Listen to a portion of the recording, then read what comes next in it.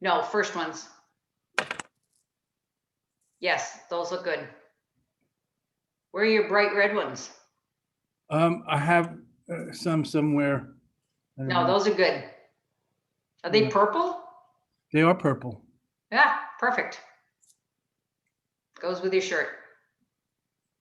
Yeah. Okay, come on now, internet.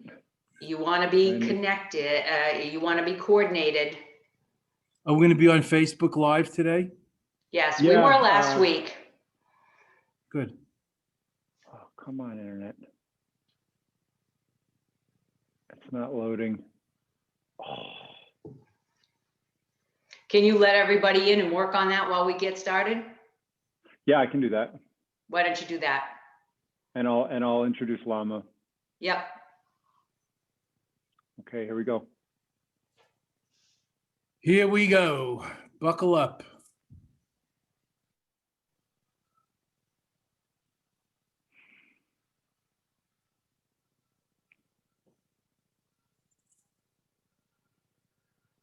Hi, everybody. Hi, Mark. Hey, welcome everybody. Hi. Welcome everybody. Thank you so much for joining our weekly town hall meeting with Lama Surya Das. We're very happy to have you here. I will be speaking a little bit later about some events that we have upcoming, but in the meantime, please enjoy, and we're very happy to have you here. Thank you so much, Lama, for your teachings as always, and I'm going to pass it on to you. Thank you, Ben, beaming in and putting us all together from Berlin, Germany. Young Ben Beers, guitar master. We give him a gong and a gong to all the young at heart.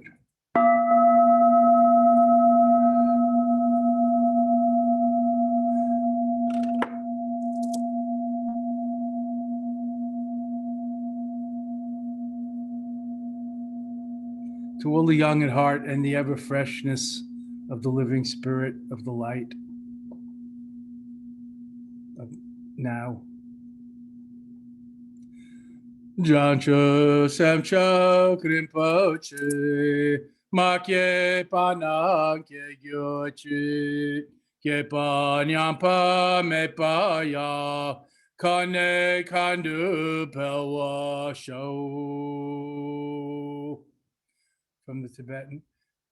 May the lamp of enlightenment be lit where it has not yet been lit, and where it has been lit, may it blaze up, illumine the entire universe, and guide us all home. And may we all together fulfill the promise of this beautiful spiritual journey.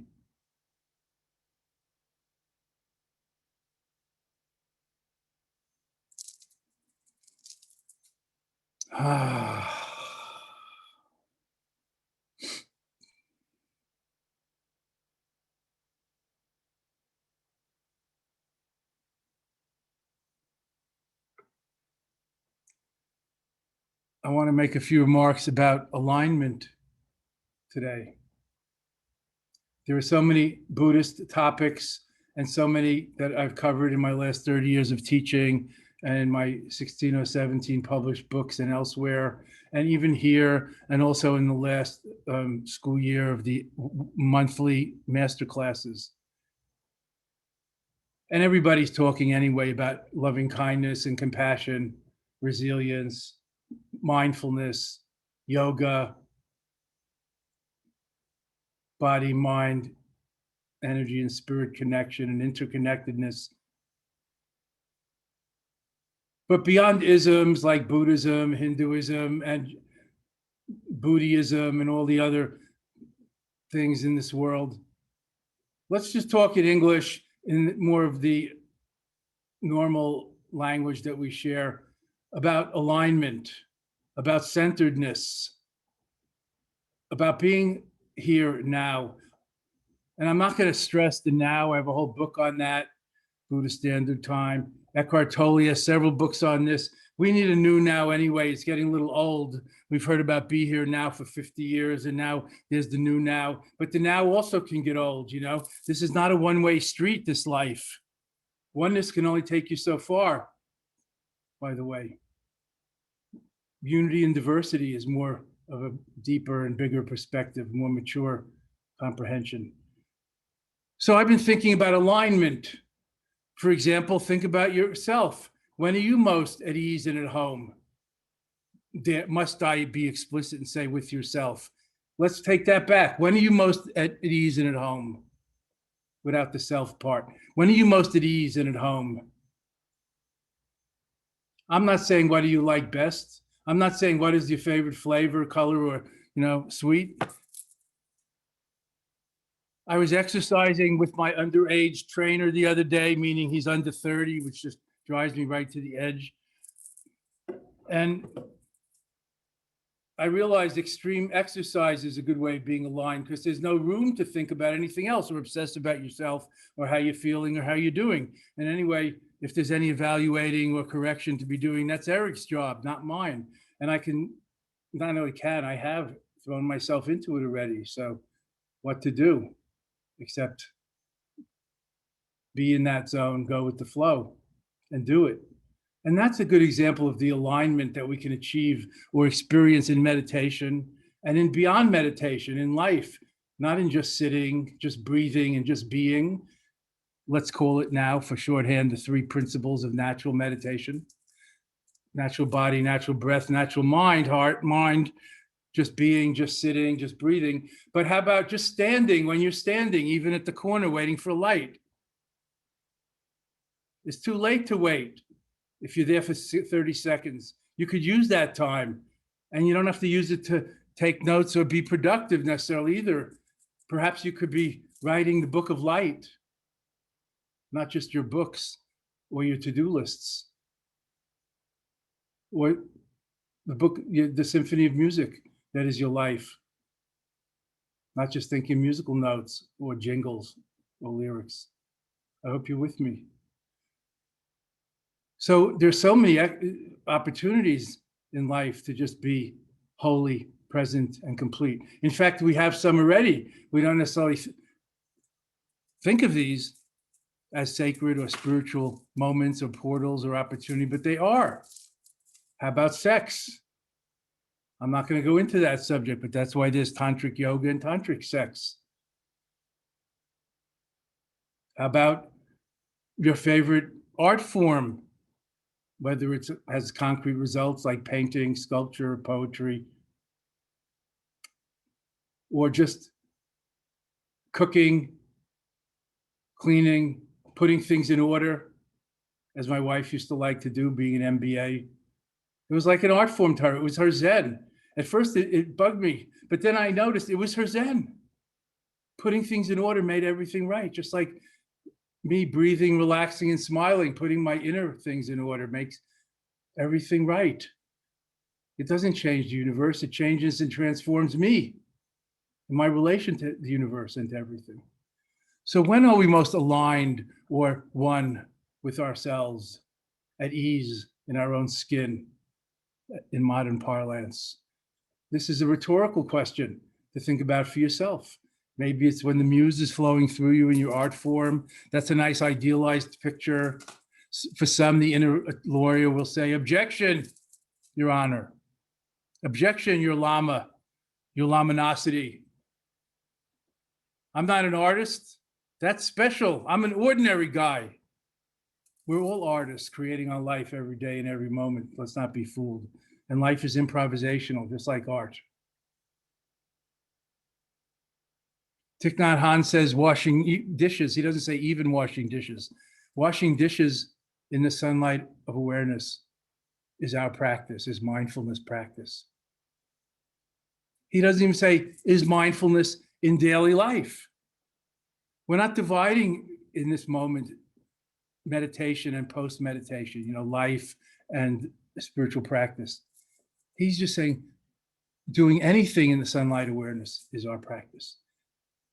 So that makes it simple, but it's not necessarily easy. It takes a little training, intentionality, and dare I say, stick-to-itiveness.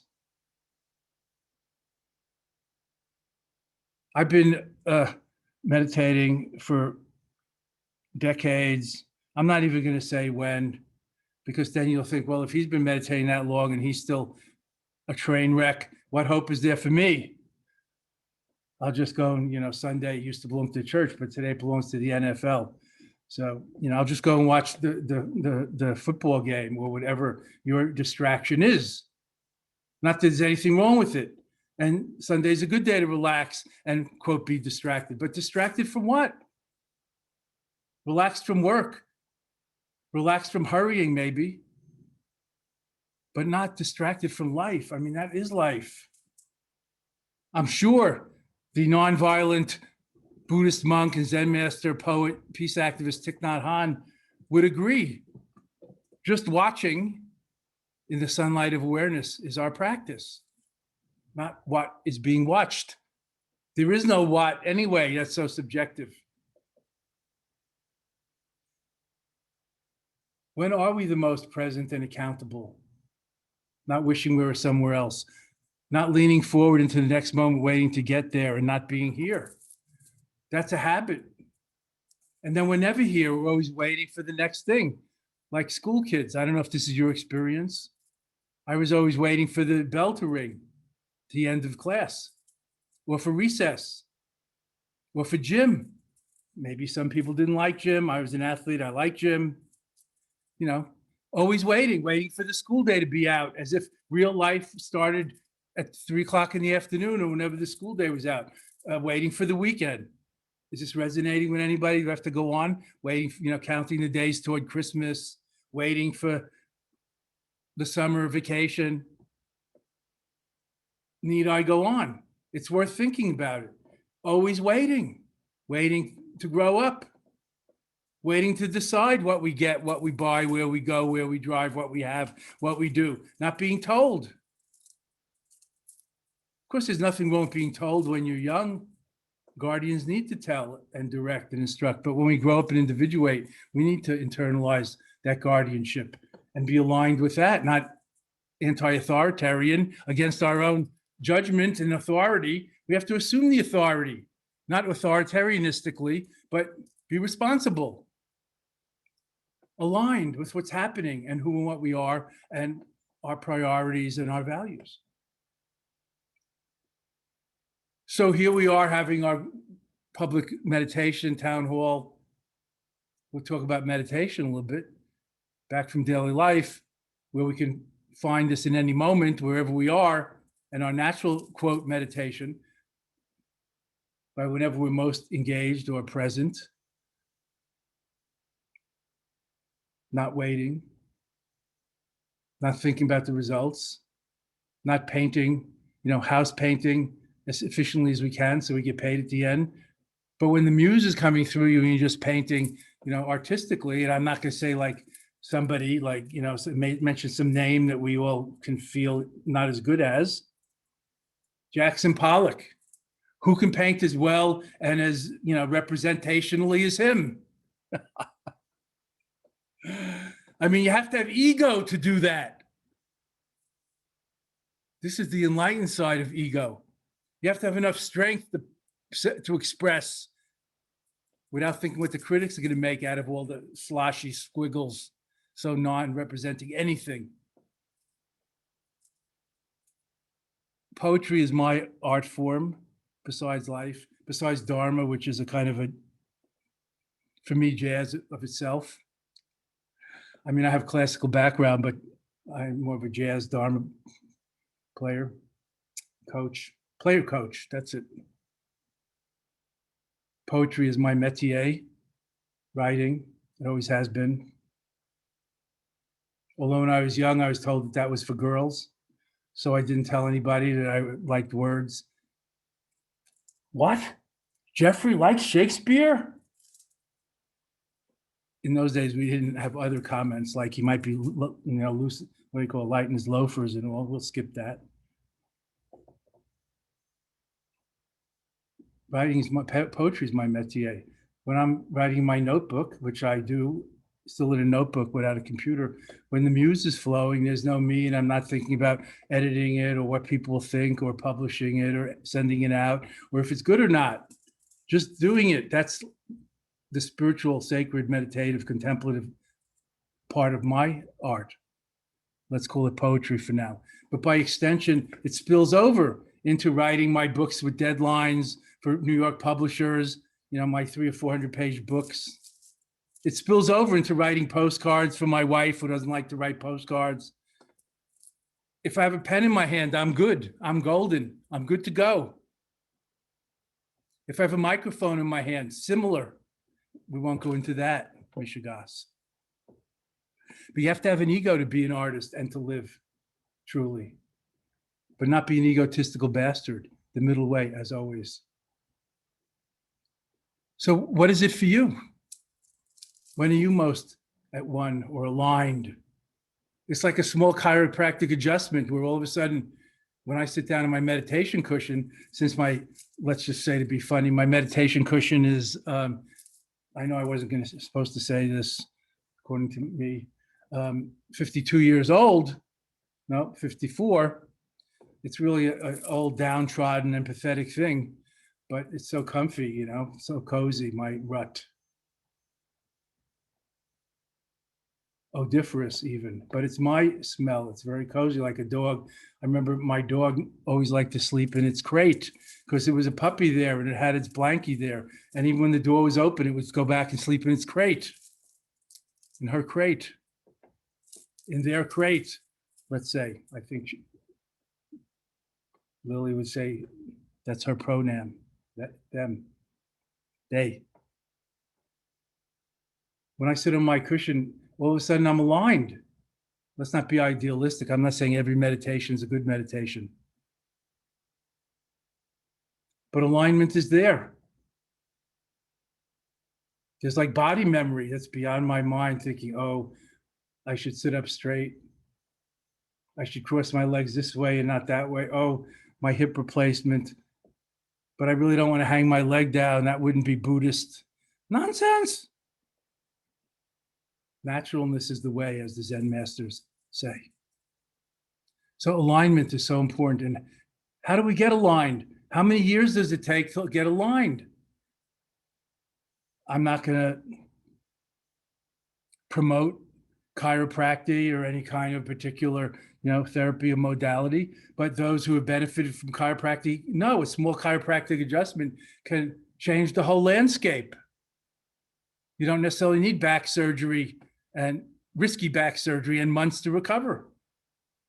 Maybe you need a few more adjustments, but a small adjustment could go a long way, like homeopathy. Again, I'm not here to promote or demote homeopathy, but is it not known that there's almost no medical medicines or chemicals in the homeopathic medicines? It's very, very small homeopathic dose.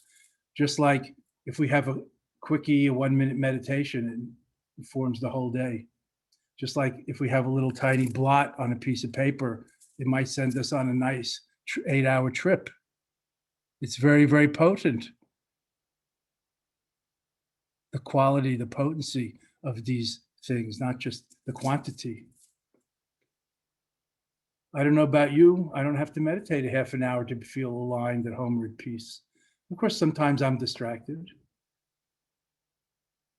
All I'm saying is, perhaps for you, it's when you sit in your reading chair or at your desk or kneel in your garden. It might be better than kneeling in a cathedral that you have some issues with from your upbringing. Kneeling in a garden in the sun. It's like being in the cathedral of the universe, doing your gardening in the sun. Lowering oneself and being part of the ground and the growth and caregiving. It's a beautiful metaphor for service, the rent we pay for inhabiting this planet. So what is your natural meditation or way of alignment, way of attunement? How can you assume your Buddha seat? And I like the word assume here. I'm not going to say sit on because it might be standing. I'm sure we're all familiar because Lama Surya always says this. It's in the scriptures. Buddha said there were 4 main positions for meditating. Of course, in the ancient language, you would have to translate more literally. 4 main positions for cultivating mindfulness: sitting, standing, walking, And guess what? Lying down, of course, that pretty much covers it. In other words, every position is a good position for resting in the sunlight of awareness rather than the darkness of mindlessness, of heedlessness, not to mention intoxication or dissociation or denial, hiding, avoiding. The sunlight of awareness. Awareness is curative, friends. Just like opening the closet aerates the skeletons. The skeletons don't necessarily jump back to life with flesh and blood, but they're a lot less scary and smelly if you keep the closet door a little open. Similarly with the dark sides of our psyche. So alignment. You can read whole books on this subject under related titles like Centering by Gendlin, a classic of the 1960s and 70s. He talks about centering a pot on the potter's wheel and how if you don't center it, the wet clay lines the walls of your potter studio, your garage, wherever you're doing it, your living room. But centering, and then you could make, beautifully and gently raise this fantastic, shapely, Grecian ode, Grecian urn, or whatever you're making, beautiful, symmetrical. Alignment, centering, being at home and at ease with yourself. Notice there are no Buddhist, Asian, or foreign words in this sentence or two. That's the point. Even assuming a Buddha seat might be too foreign. I don't have a Buddha seat. Can I get one from Amazon? Yeah, you can get all kinds of things from Amazon. But you still have to sit on it and assume it and feel something. Some people wouldn't feel good about a Buddha seat. They would feel like it's heretical. They belong to some other religion or atheism or something. It's so subjective. So when are you most at home with yourself is the real question. One of my friends told me the other day, because we were talking about this, by chance. Stephen Shatsy, who's a master pianist and other things, he said, my favorite thing is lying in bed and reading.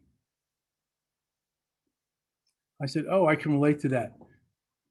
But for me, part of that is like, help me go to sleep, help me tune out, help me avoid.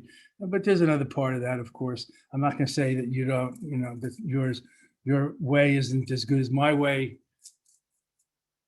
But for me,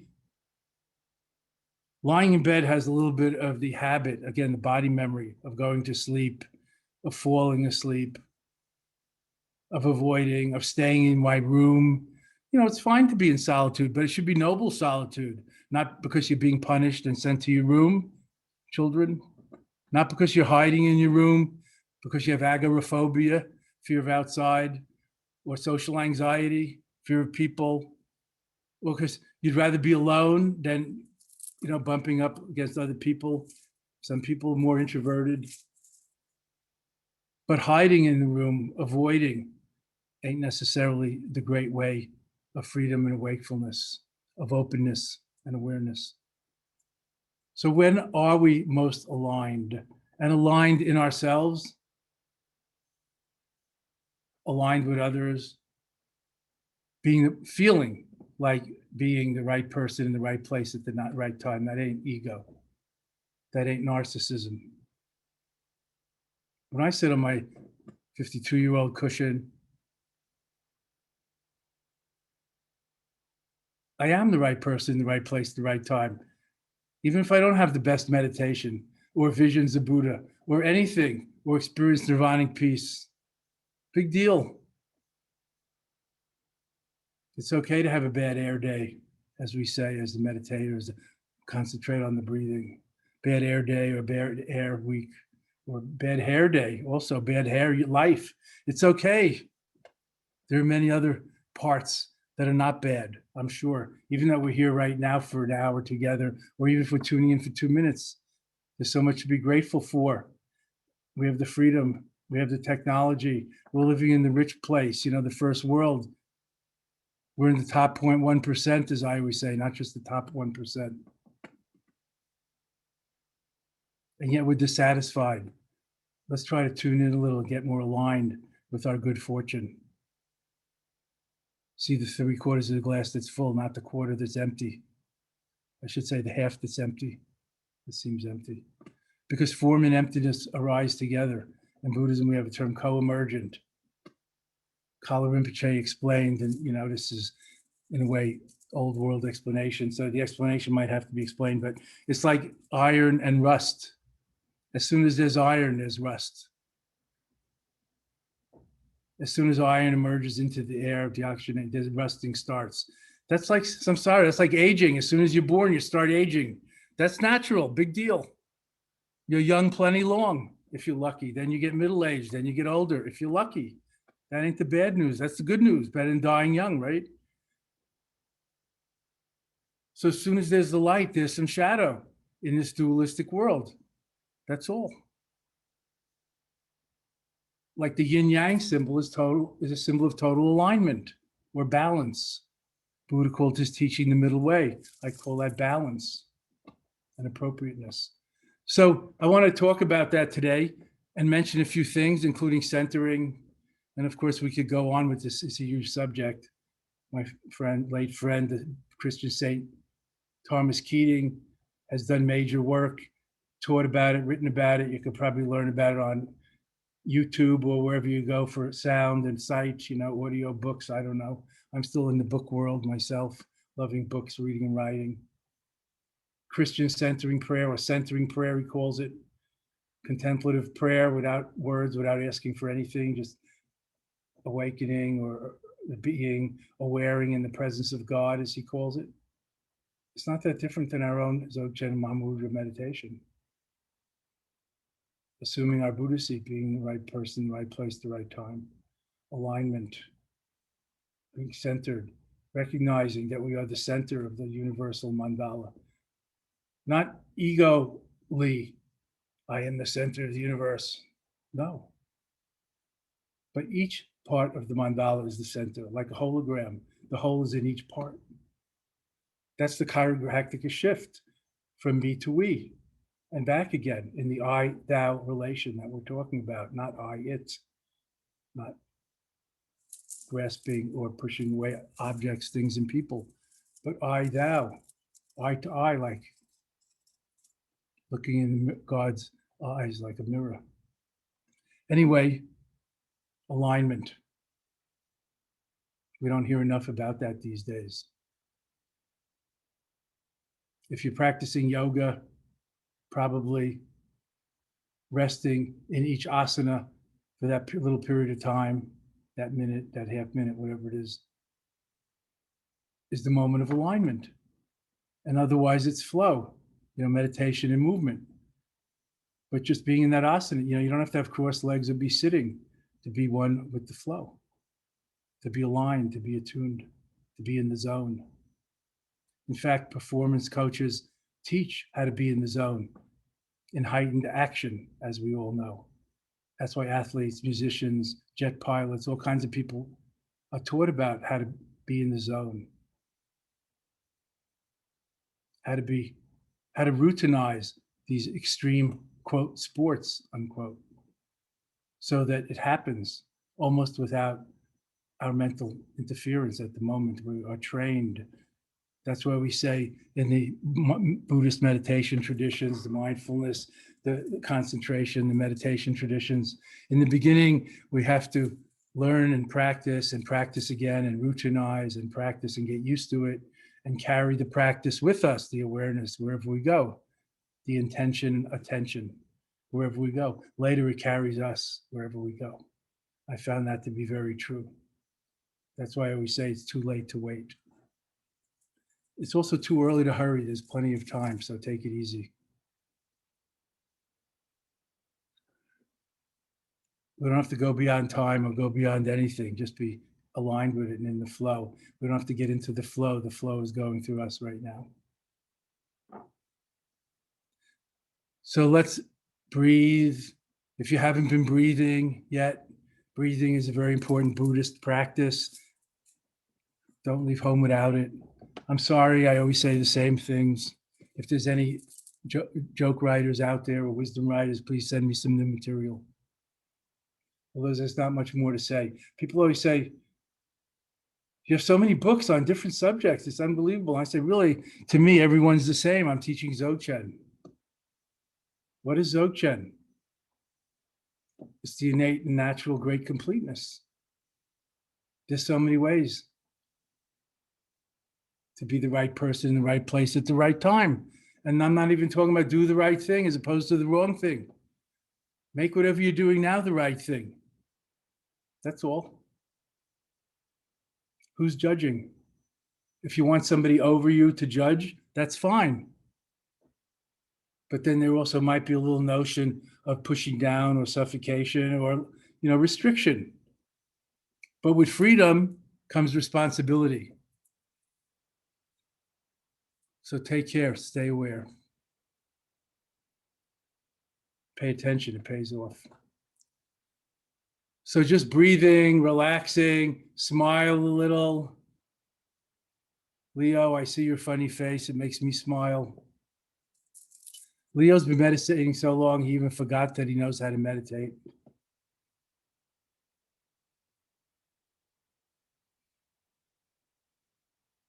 Breathing, relaxing, smiling. If you don't feel like smiling, if you're a Grinch today, just breathe and relax. If you can't relax, God damn it, just breathe. Or not. Try not to, you'll see. Breathing happens. That's the point. Dig it. Breathing is enough. Just breathing, letting go of everything else, not even trying to breathe. The automatic nervous system will do it for you, as I call it, since I can't remember autonomic from the other one. The automatic nervous system is breathing. Who or what is breathing? That's the point. Are you really breathing your breath? Or is it being breathed through you? By who? Who? Who? Who? Who's hearing? Or is your consciousness just hearing? And so forth. We can plumb that bottomless abyss of openness and awareness. As a wise guy said, I think it was Dr. Jack Engler, our Buddhist friend and psychiatrist, the lights are on, but nobody's home. Dig it, as we used to say. Groovy, far out.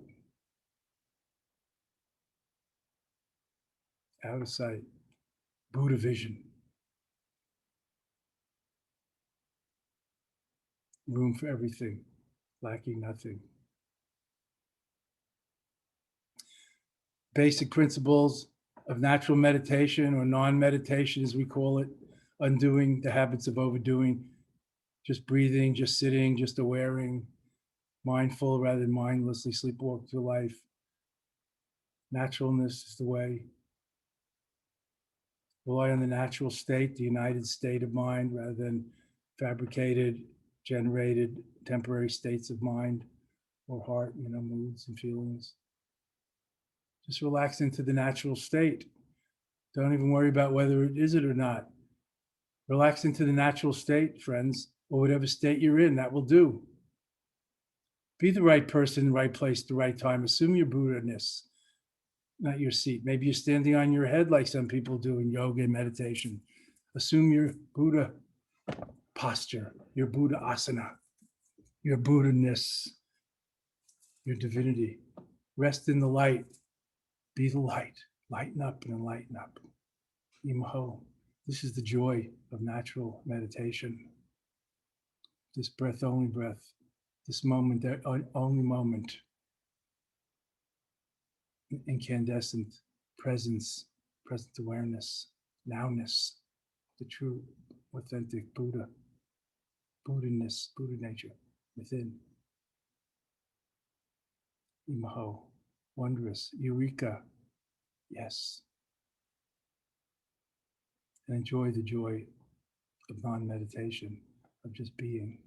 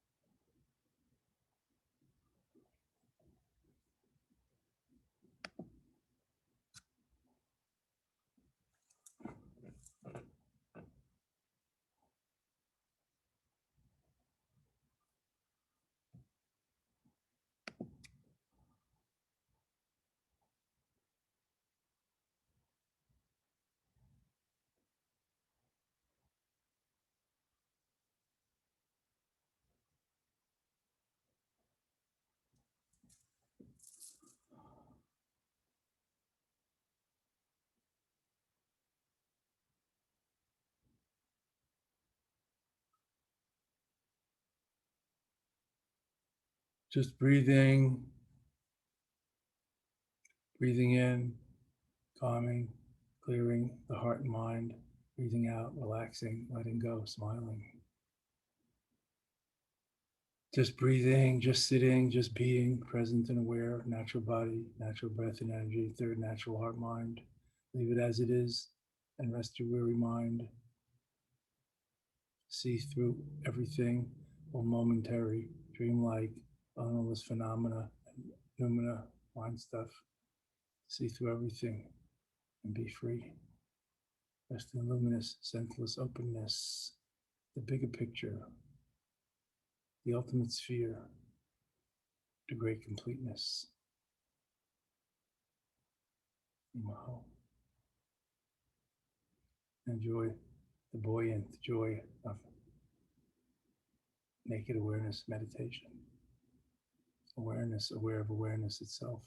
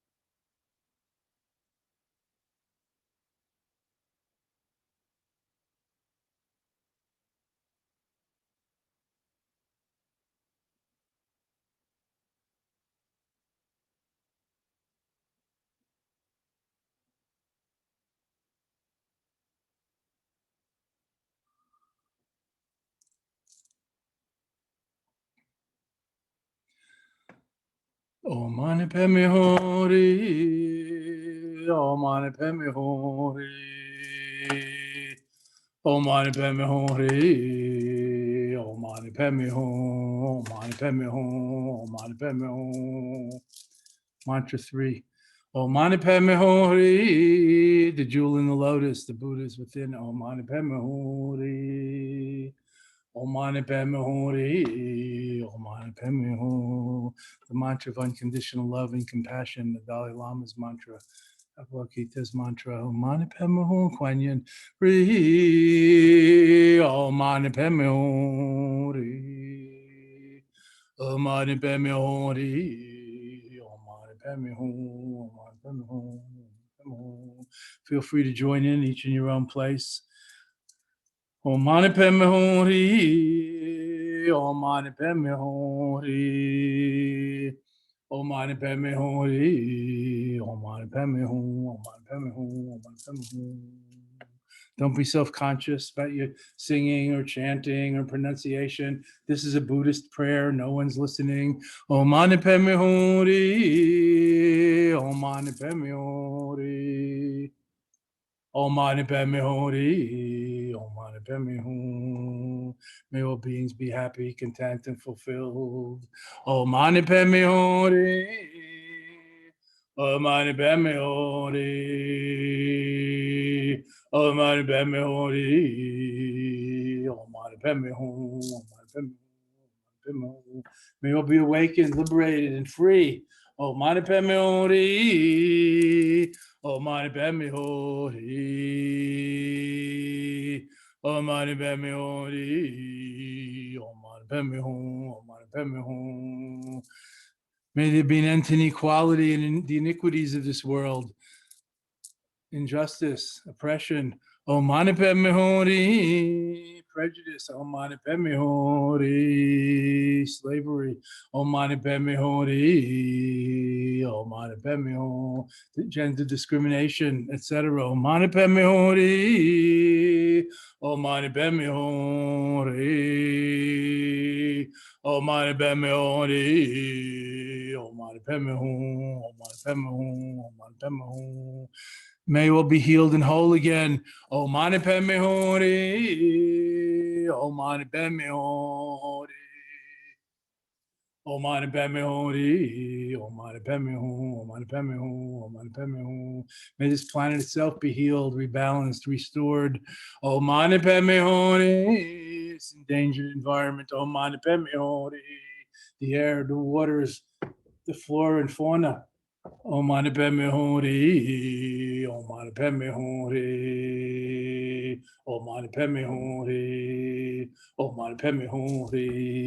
With one syllable, stirring up all the 6 realms from the bottom and bringing out all beings out of the darkness and into the light of freedom, of enlightenment, of wisdom and love inseparable, compassion, love, and action.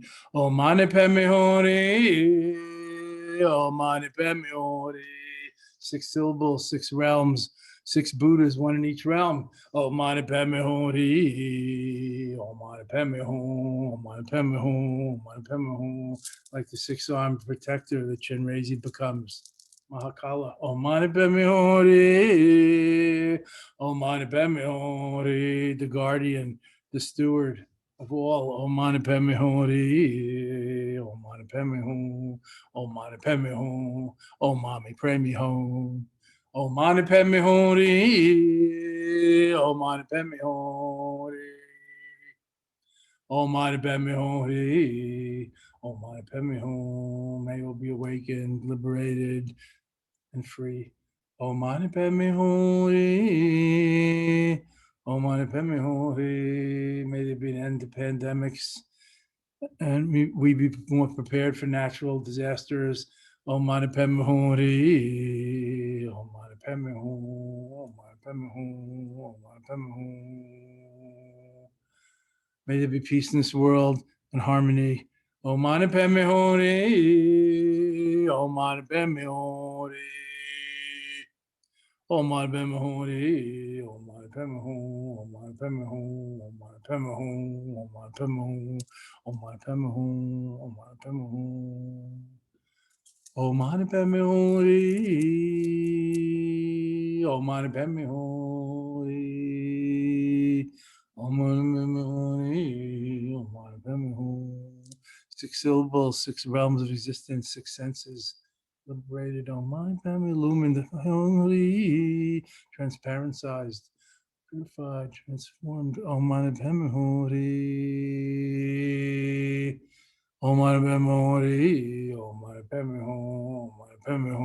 Om Mani Padme Hum. Om Mani Padme Hum. Om Mani Padme Hum.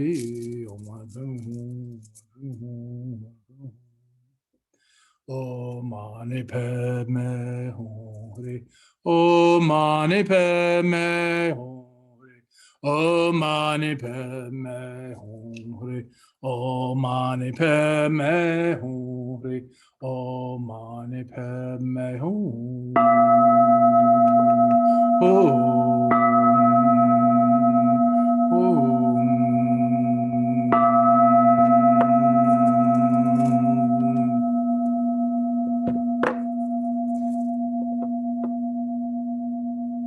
Nothing like a clap from the kepi to wake us up. Om Mani Padme Hum. Om Mani Padme Hum. To what's right here and now, always. We may feel far from it, but I assure you it's never far or apart from us.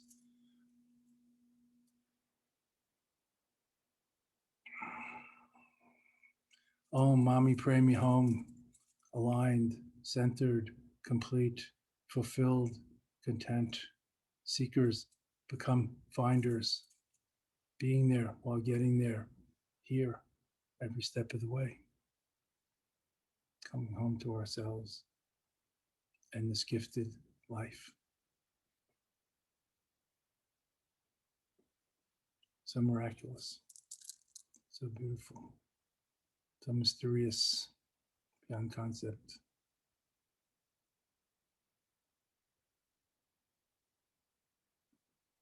And I bow to the Buddha, the light, the divine in your seat. Don't overlook them.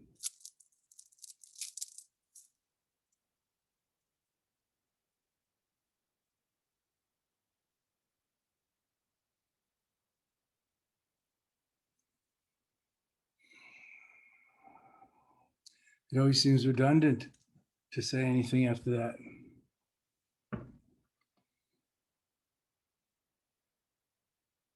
Just savoring, resting in the presence that we can awaken, arise, generate. But putting ourselves into it in body and mind, heart and soul, energy and spirit, through meditating, concentrating, chanting, intention and attention combined.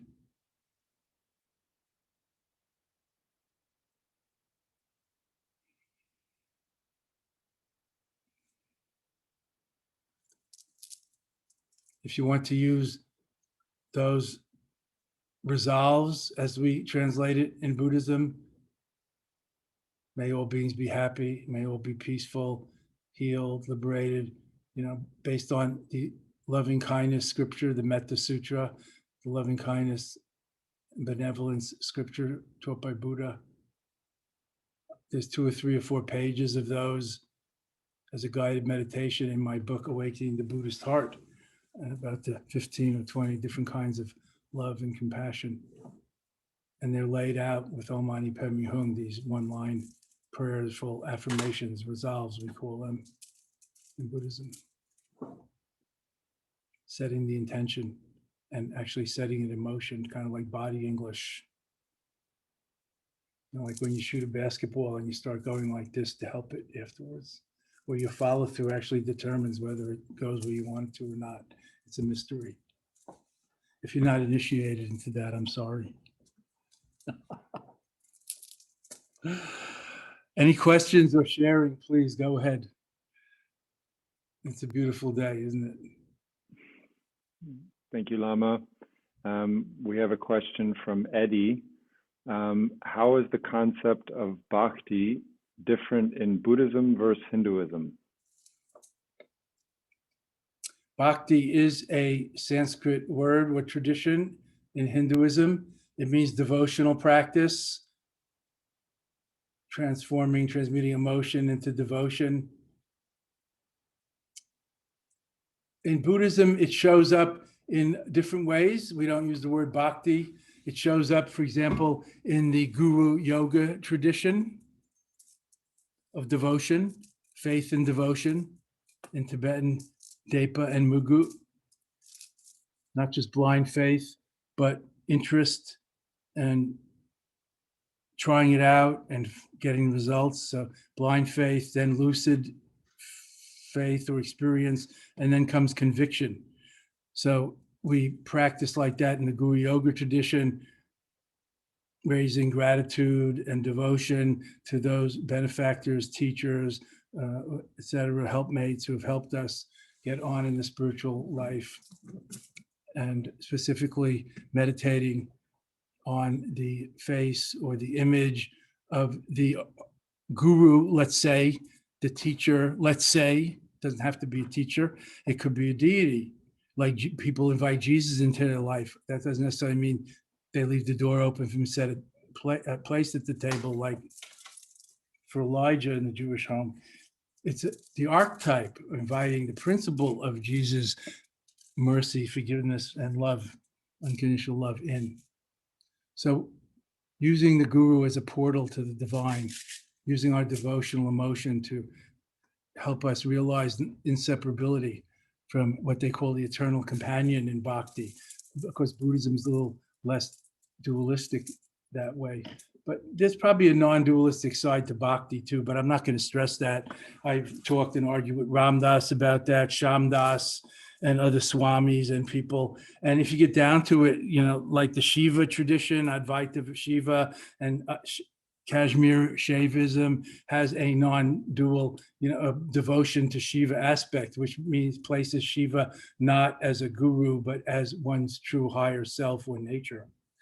So that's where Buddhism and Hinduism, let's say, or theism and non-theism kind of are parallel or converge in a distant horizon or something. I know it's a little theoretical. So in Hinduism, it's called Bhakti Yoga, devotional yoga, guru devotion, etc. In Buddhism, in Tibetan Buddhism, it's called Guru Yoga. In other places, we might call respect for elders and such. Of course, each tradition, when we say Hinduism, we're using a term that the British applied to the many different religions of India, Vaishnavism, Vaishnavites, Shaivites, and others got conglomerated as Hinduism, according to like Western scholars.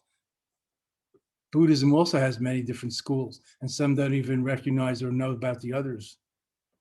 So there's no time to go into all that, but different schools emphasize differently. Just like I'm looking around, I see a lot of white people. We're probably from the Judeo-Christian traditions. Generally, there might be a hidden Muslim or Wiccan or Rastafarian or I don't know what in there, but white people, English speaking, probably North Americans, mostly were probably from the Judeo-Christian tradition. So Christianity also has many different schools and sects, Catholic, Protestant, and different schools, and they all have their different emphasis. Some on God as the formless or the wrathful Yahweh, some as Jesus as the compassionate one, some, Mary worshiping, some like the Quakers that don't have any image or even say that they're not Christian, but to me, it looks like a church, and they talk about those things. Judaism also has its own different schools. Some emphasize the teacher, the master, like Hasidism and devotion, emotion, and some don't. So Buddhism has those strains also. So bhakti and gyan, to talk in Sanskrit, or devotion and wisdom or philosophy or rational, jnana, the wisdom tradition, represented by people like Krishnamurti, who had no use for chanting or meditating or scriptures, but was very, very, very, very wise and rational. You can read his 30 books. J. Krishnamurti, who lectured around the world his whole life, was a great enlightened type of person, but totally gyan, what we might in the West call a philosopher. But of course, there's more to it than just philosophy. It's really a transformational spirituality, this wisdom cultivation tradition, gyan. So that exists both in Hinduism and Buddhism. So Bhakti and Gyan kind of converge, where let's say they're kind of like back to back, the two lions guarding the gate of the promised land. Not contradictory, but complementary, like yin and yang, looking different, but fitting perfectly like the nut and the bolt. Most people, including us, think our tradition is best. But if we think of it as like the nut and the bolt, we're the nut. I'm talking to you, Eddie. Any other questions? I see Tom is running, so I'm not going to keep expounding. Yes, Lama, I think we're out of time today. So I would like to thank you on behalf of everyone here. This has been a really wonderful session. And I just wanted to make a few announcements about our upcoming programs. Thank Today, you. especially, we had a lot of questions that unfortunately we didn't have time to get to, but you're all in luck because next Saturday from 11 to 12:30 Eastern, we have Ask the Lama session. So it's literally an hour and a half of just asking the Lama. And if you're anything like me, you have an ocean of questions, maybe we could say. And then we've got on May 1st. Will the Lama be there? Or is this like an email thing? No, the Lama will be there. Oh, Yes, the Lama will be there to answer all your questions. He's only there to answer questions. And then we've also got a live virtual day retreat coming up on May 1st. And as always, we continue with our meditation town hall every Sunday. If you appreciate Lama's teachings, we would be so grateful if you would consider donating to the Dzogchen Foundation or to even become a member of our foundation. And all the links are in the chat there. And that's about it for today, folks. Thank you all so much. Thank you, Lama. thank you very Wonderful much, Ben. Sunday. Love to one and all. Be well.